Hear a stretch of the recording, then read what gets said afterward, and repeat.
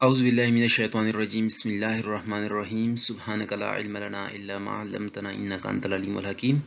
अस्सलामु अलैकुम dear students. आज हम जो सॉफ्टवेयर एनालिसिस मॉडल्स हैं उनके मैट्रिसेस पढ़ने जा रहे हैं।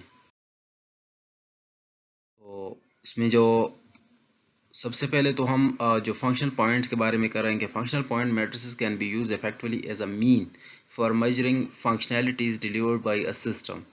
जो हमने पिछली क्लास में डिस्कस किए थे, कुछ हमारे पास जो लाइन ऑफ कोड बेस होते हैं, कुछ हमारे फंक्शनल पॉइंट बेस मैट्रिसेस होते हैं। तो आज हम फंक्शनल पॉइंट बेस मैट्रिसेस के बारे में मजीद पढ़ लेते हैं कि कैसे करेंगे एनालिसिस मॉडल के लिए।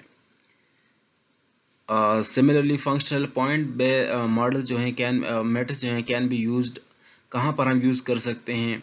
एस्टिमेट द कॉस्ट और effort required to design code and test a software. किसी सॉफ्टवेयर को डिज़ाइन करने, कोड करने और उसको टेस्ट करने के लिए जो है उनकी कॉस्ट और एफर्ट जो आती है उनको एस्टिमेट करने के लिए, ठीक है। सेकंड हमारे predict the number of errors that can be encountered in testing. Testing के दौरान एरर्स को प्रेडिक्ट करना, वहाँ पर भी इसको हम काम ला सकते हैं। Forecast the number of components in the implemented software. Implemented software में जो हम हैं उसके नंबर ऑफ कंपोनेंट्स जो क्या कर सकते हैं, प्रेडिक्ट कर सकते हैं। सो फॉर दैट रीज़न जो हमने अभी पढ़ी हैं इन तीनों के बेस पर हम फंक्शनल पॉइंट्स मैट्रिक्स जो उनको यूज़ कर सकते हैं। Function point or functional points are derived using an empirical relationship based on countable measures of software information domain। ठीक है, तो सॉफ्टवेयर इंफॉर्मेशन डोमेन में जो काउंटेबल मेजर होते हैं उनके बेस पर एम्पेरिकल रिलेशनशिप से हम डिराइव करते हैं फंक्शनल पॉइंट्स को। This domain values are defined as, जो हमारे पास 5 डोमेन वैल्यूज हैं किसी सॉफ्टवेयर के लिए। जब हम उसके फंक्शनल डोमेन फाइंड करेंगे तो जो 5 फैक्टर्स हैं या पैरामीटर्स हैं वो ही हमारे पास नंबर ऑफ एक्सटर्नल इनपुट, ठीक है, number of external output, number of external inquiries और इसके साथ number of internal logical files और number of external interface file. तो ये 5 हमारे पास ऐसे पैरामीटर्स हैं जिनके बेस पर हम किसी सॉफ्टवेयर के लिए फंक्शनल पॉइंट्स जो हैं वो फाइंड कर सकते हैं। अच्छा, तो ये हमारे पास हो गए। अब इनको थोड़ा एक्सप्लेन करते हैं कि क्या चीज़ है। नंबर ऑफ एक्सटर्नल फाइल क्या है, एक्सटर्नल इनपुट क्या है, इंटरनल क्या है। तो external inputs are originated from a user or transmitted from another application and provide distinct application oriented data or control information। external input तो जो हमारे पास ऐसे इनपुट होते हैं दे ओरिजिनेटेड फ्रॉम यूज़र, किसी कोई यूज़र जो सिस्टम से कुछ सिस्टम को कुछ एंटर करे बाहर से, और ट्रांसमिटेड फ्रॉम अनदर एप्लीकेशन या किसी एक्सटर्नल एप्लीकेशन से जो डाटा उसकी तरफ आ रहा हो, and provide distinct application oriented data. ठीक है, डिस्टिंक्ट एप्लीकेशन ओरिएंटेड डाटा जो बाकी की निस्बत मुख्तलिफ हो या उसके रिलेटेड कोई कंट्रोल इन्फॉर्मेशन उससे हम रिसीव करें। फॉर एग्जांपल कैमरे से हम जो कैप्चर कर रहे हैं, वीडियो कैप्चर कर रहे हैं या इमेज कैप्चर कर रहे हैं, या इस तरह कोई मेलिंग सर्विस है जिसे हम मेल कर रहे हैं, या कोई नोटिफिकेशन है किसी पर्टिकुलर डाउनलोड के ऊपर नोटिफिकेशन हम इशू कर रहे हैं, तो वो जो हमारे पास होते हैं उनको एक्सटर्नल इनपुट कहते हैं। These inputs are mostly used to update internal logical file।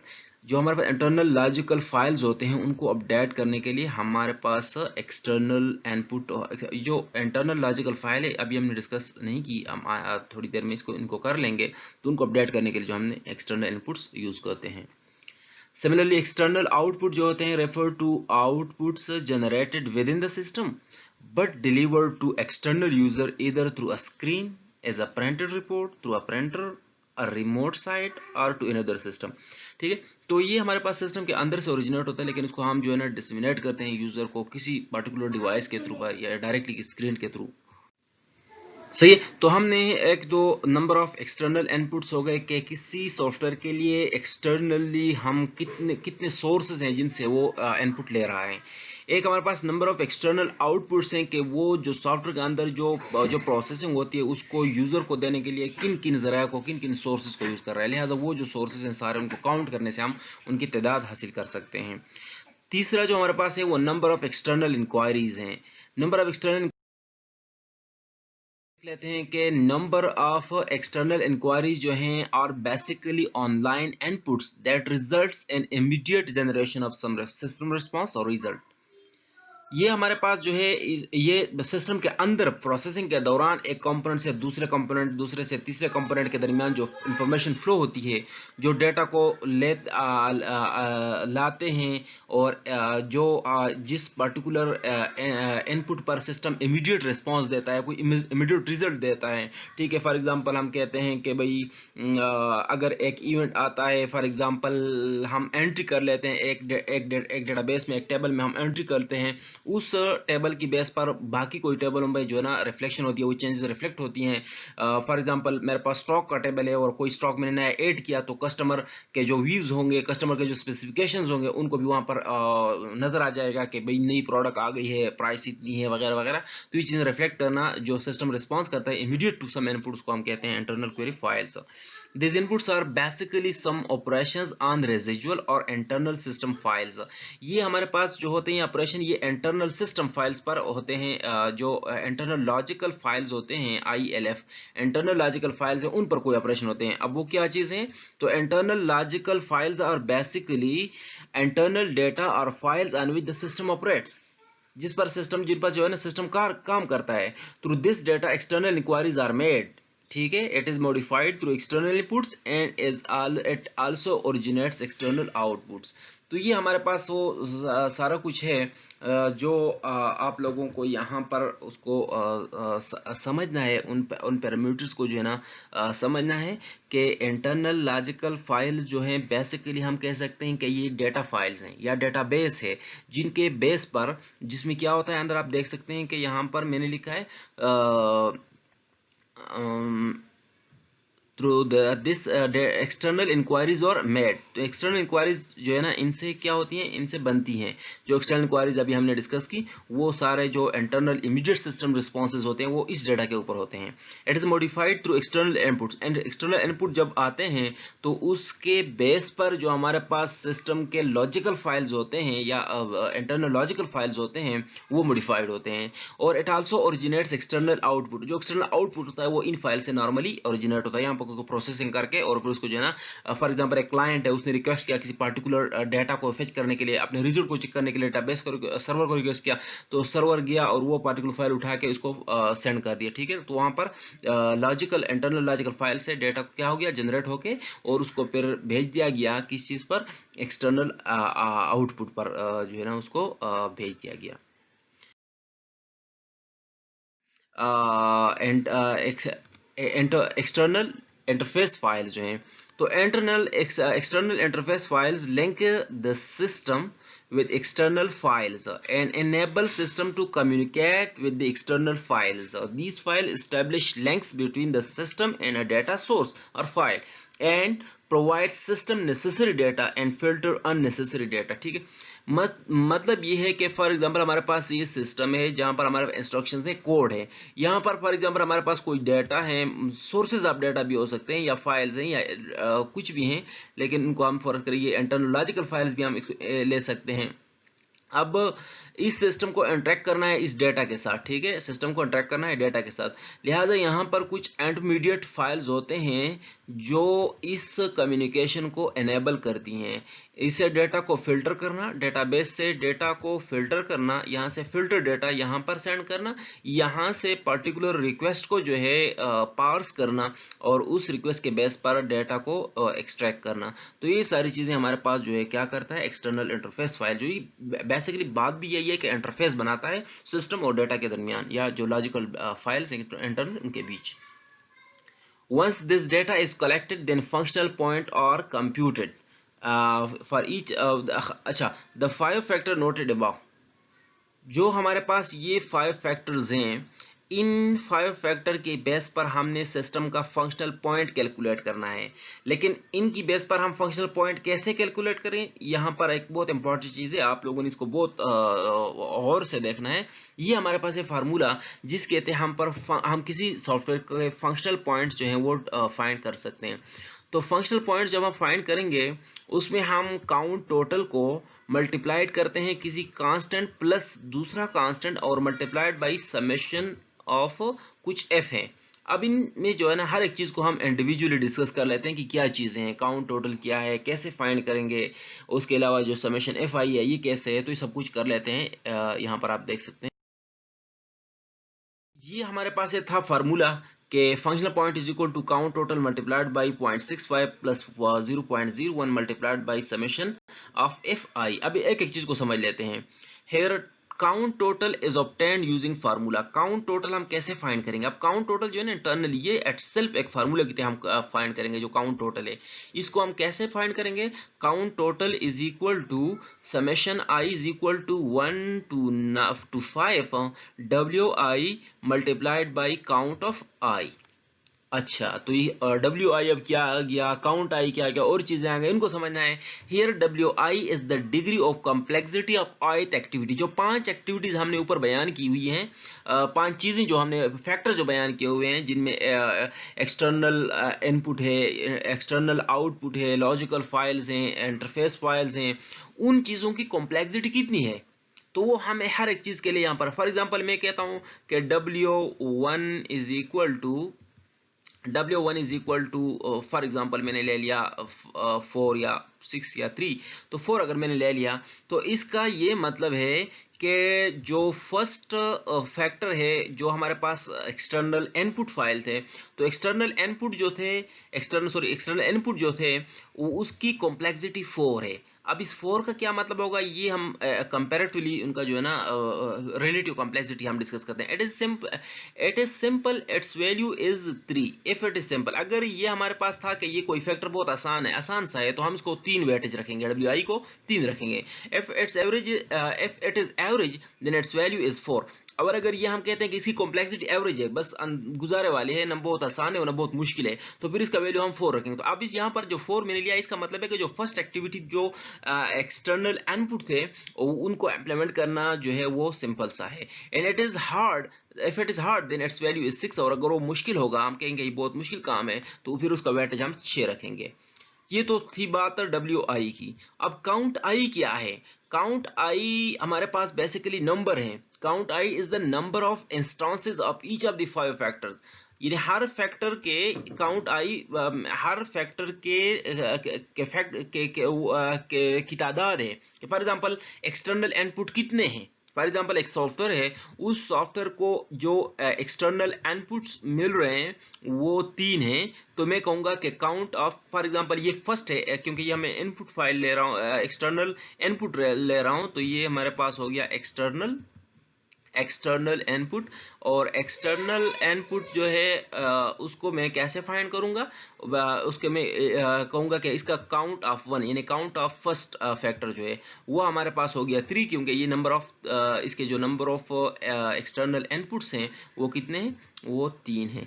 लिहाजा ये 3 रिप्रेजेंट करेगा कि जो फर्स्ट फैक्टर है उसकी तादाद कितनी है। फिर इसको हम मल्टीप्लाई करेंगे हर एक को उसकी अकॉर्डिंगली जो कॉम्प्लेक्सिटी होगी उसके साथ। ठीक है, इनको हम एग्जांपल से सही तरीके से समझ लेते हैं। अच्छा, इसके बाद जो हमारे पास इस फार्मूले में ये एफ आई है, ये क्या चीज है? तो F I is the value adjustment factor based on response to the following 14 questions. 14 standard questions हैं, 14 स्टैंडर्ड क्वेश्चन हैं, जिनके रिस्पॉन्सेस को हम नॉर्मलाइज करके हर एक के लिए एडजस्टमेंट फैक्टर फाइंड कर लेते हैं। ठीक है, तो अब एक फैक्टर, एडजस्टमेंट फैक्टर कैसे फाइंड करेंगे, ये हम उसको आप इसको देख सकते हैं कि कैसे हम उसको डिटेल के साथ कर सकते हैं। हमारे वो 14 क्वेश्चंस हैं, जिन क्वेश्चंस को हमने जिन क्वेश्चन के बारे में हमने रिस्पांस लेना होता है प्लानर से। उसमें पहला क्वेश्चन है, does the system requires reliable backup and recovery.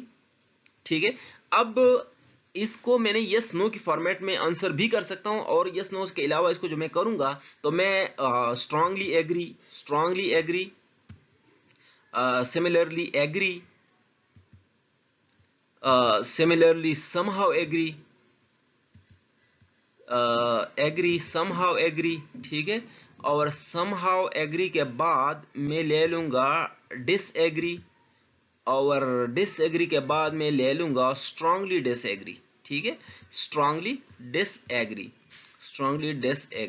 अब ये है हमारे पास एक सब्जेक्टिव एक सर्वे बेस्ड कलेक्शन होगी। तो मैं कहूँगा कि भाई does the system requires reliable backup and recovery, हाँ बहुत अशुद्ध ज़रूरत है, तो बहुत ज़्यादा अहम है, तो मैं इस जगह को टिक मार कर लूँगा। अब हर क्वेश्चन के अगेंस्ट जो है ना मैंने इस तरह कंप्लीट करना है। Are specialised data communication required to transfer data to और from the application, are there distributed processing functions, similarly is performance critical, क्या बहुत अशद ज़रूरी है इसकी परफॉर्मेंस जो सॉफ्टवेयर बना रहे हैं।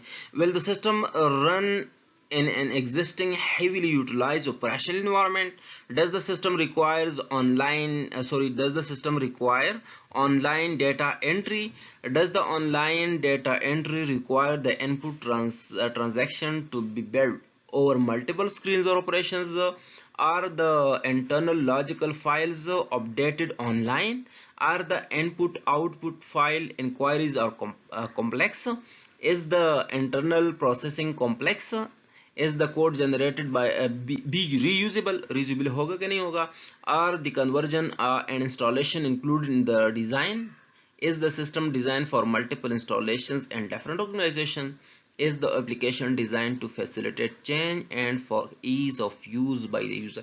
तो इन 14 क्वेश्चंस को जो है ना हमने रैंक्ड आंसर करना है, जिनको फिर अगर एक आदमी ने इसको टिक किया है, सिमिलरली एक दूसरे क्वेश्चन के लिए उसने इसको टिक किया है, तीसरे क्वेश्चन के लिए उसने फिर इसको टिक किया है, तो उनकी जो पॉजिटिविटी है उसके लिहाज से मैंने उनको मार्क देने होंगे। मतलब for example, does the system requires reliable backup and recovery, तो अब ये चूंकि अगर ये यस बहुत अच्छी जरूरत है, इसका मतलब है इस पे हमें ज्यादा काम लगेगा, अगर ज्यादा काम लगेगा तो इसके फंक्शनल पॉइंट ज्यादा होंगे, लिहाजा अगर ये किस सिस्टम में बहुत ज्यादा चाहिए होंगे तो मैं उसके स्ट्रांगली एग्री को मैं 5 मार्क्स दूंगा कि ये इसका 5 वेटेज है, ये इसका एग्री का 4 कर दूंगा, स्ट्रांगली ये समहाउ एग्री का मैं कर दूंगा 3, और ये डिस एग्री का मैं कर दूंगा 2, और फॉर एग्जांपल स्ट्रांगली डिसएग्री का मैं कर दूंगा 1।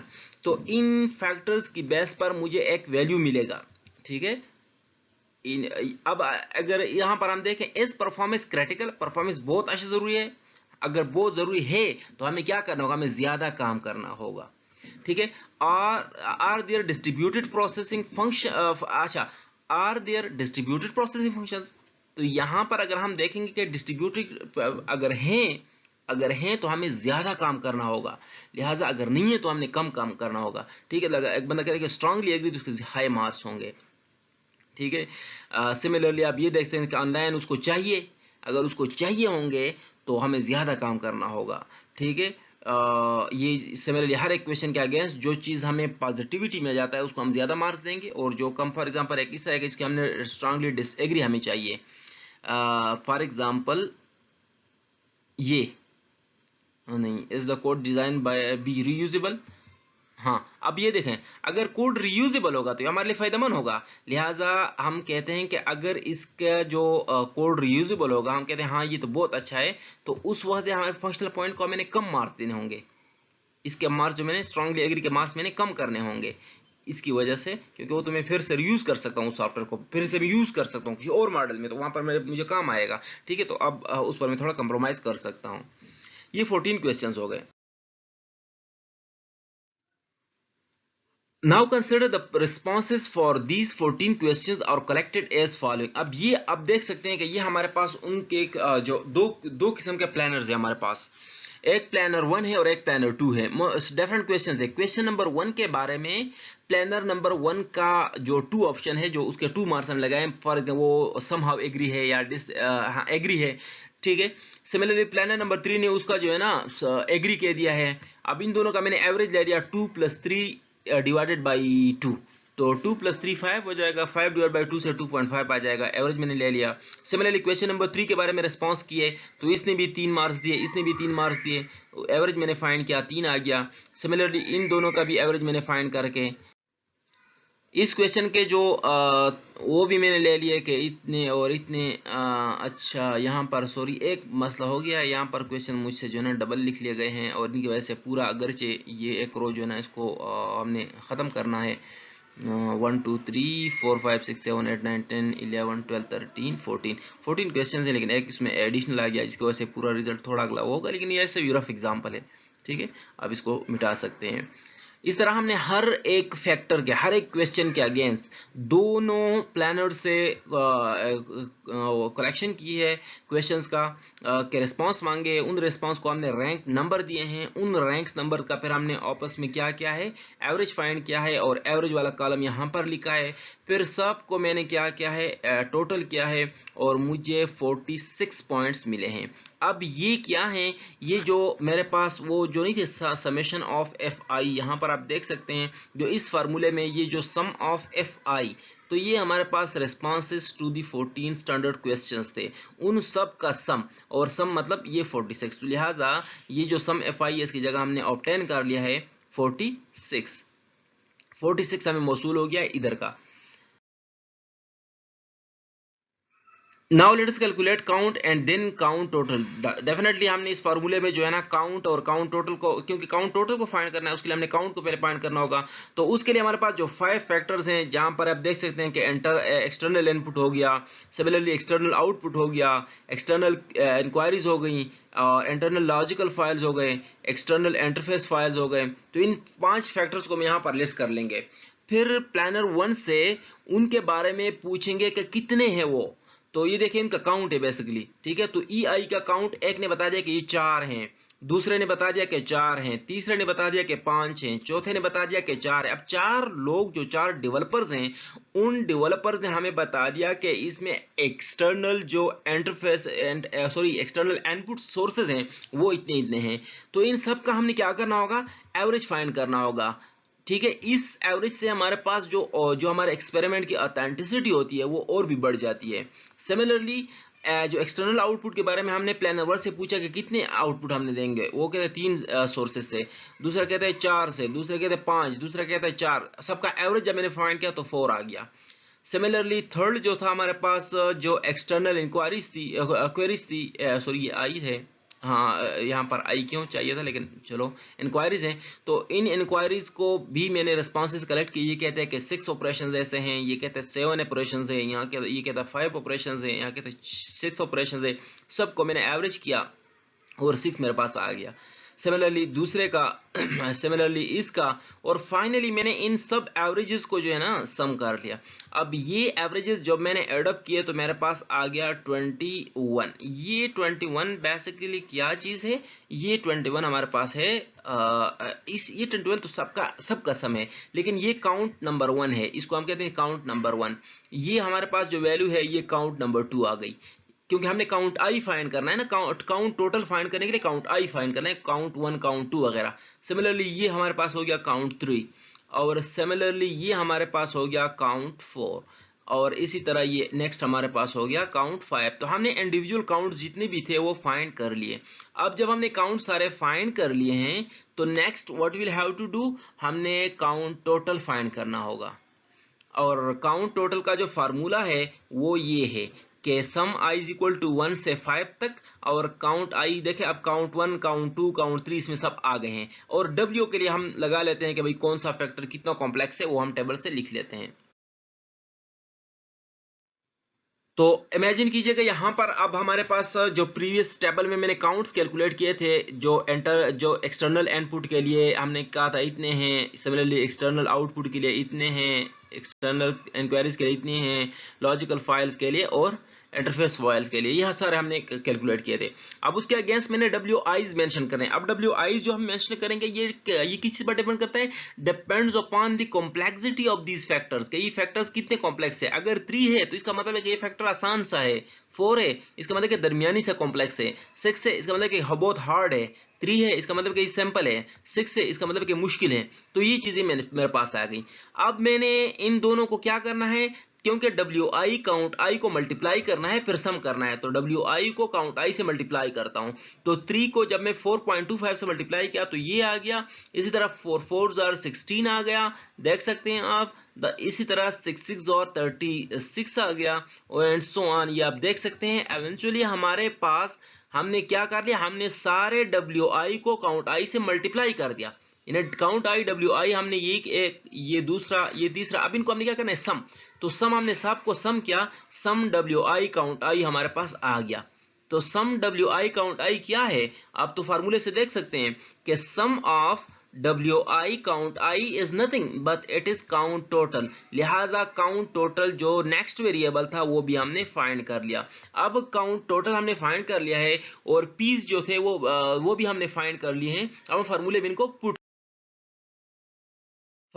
हम पुट कर सकते हैं। तो फार्मूला हमारे पास क्या था कि जो functional point formula is equal to count total multiplied by ये कांस्टेंट्स और multiply by summation F I. अब आप देख सकते हैं पिछले एग्जांपल से कि काउंट टोटल हमने 97.75 बना लिया। सिमिलरली जो हमारे पास टोटल एफ आई थे वो हमारे पास 46 हैं और इनको जब मैं मल्टीप्लाई करूंगा 46 को 0.01 के साथ तो इनसे आ जाएगा 0.46 आ जाएगा। फिर इन दोनों को मैं ऐड कर लूंगा और ऐड करने के बाद ये आ जाएंगे 1.11। फिर मैं 1.11 को मल्टीप्लाई कर लूंगा अपने जो काउंट टोटल्स हैं उनके साथ और रिजल्ट मेरे पास आ जाएगा functional point is equal to 108। इसका क्या मतलब,